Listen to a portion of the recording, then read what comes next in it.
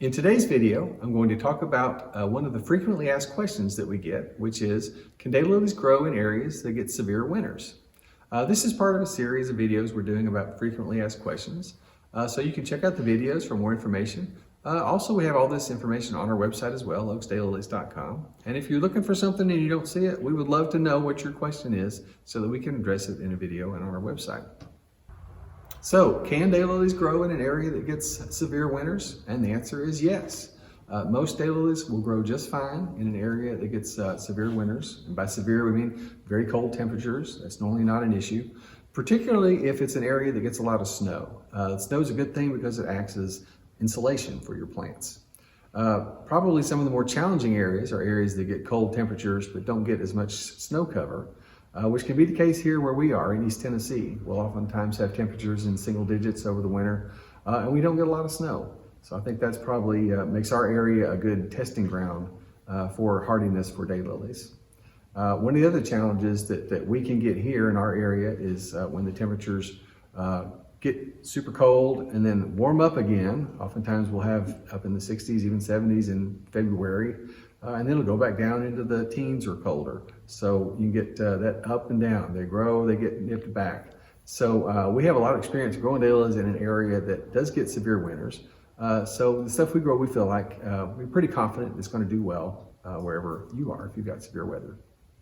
Now I just wanted to talk a minute about what your daylilies are going to look like in an area that gets severe winters.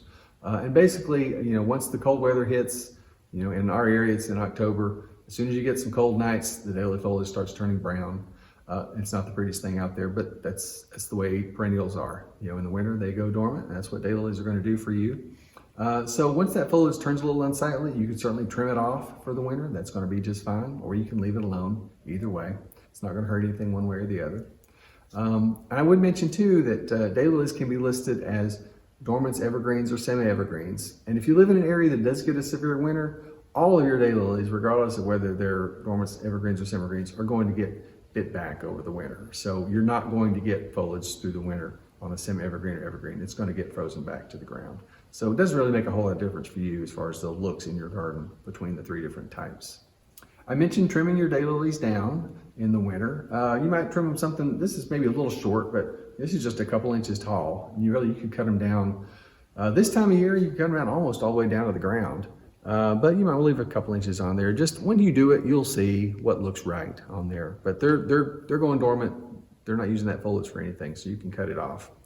I normally just use, if I got a few of them, I'll just use some clippers or something. If I got a big bed, I've done it with a weed eater or hedge trimmers or whatever. Just whatever to take it off. It's not doing anything over the winter, so you can just use whatever you got to trim it off. Now, if you've got daylilies planted in containers, you will need to take extra care over the winter because daylilies can definitely freeze and potentially die in containers. Now, we did a whole video on that. The link to that is in the comments below. You might want to check that out. But just be aware that if your daylilies are planted in containers, you will have to give them some extra protection over the winter. And lastly, I'll just mention that if you live in an area that doesn't have severe winters, you absolutely can grow daylilies as well. The one thing you may need to keep in mind is that I mentioned earlier, daylilies come in dormants, evergreens, or semi-evergreens. And you're probably going to want to stay away from the ones that are listed as dormants because the dormants like to go dormant in the winter. And if they don't have that opportunity because you never get cold weather, then over time they could certainly decline. That's not true of all of them. There's a variety we grow called Frankly Scarlet that a good friend of mine in Southern California grows, but it's apparently dormant for him, goes dormant over the winter, but does great for him, one of his favorite varieties. But in general, I would stay away from the dormant ones if you live in an area that doesn't get cold weather in the winter. I would also mention for you folks who live in areas that don't get severe winters, your daylilies probably are not going to bloom over the winter, most likely are not going to. So you may enjoy the foliage that looks decent, particularly on the evergreen varieties all year round, but you'll just get blooms in the summer, spring, summer, when everybody else does as well.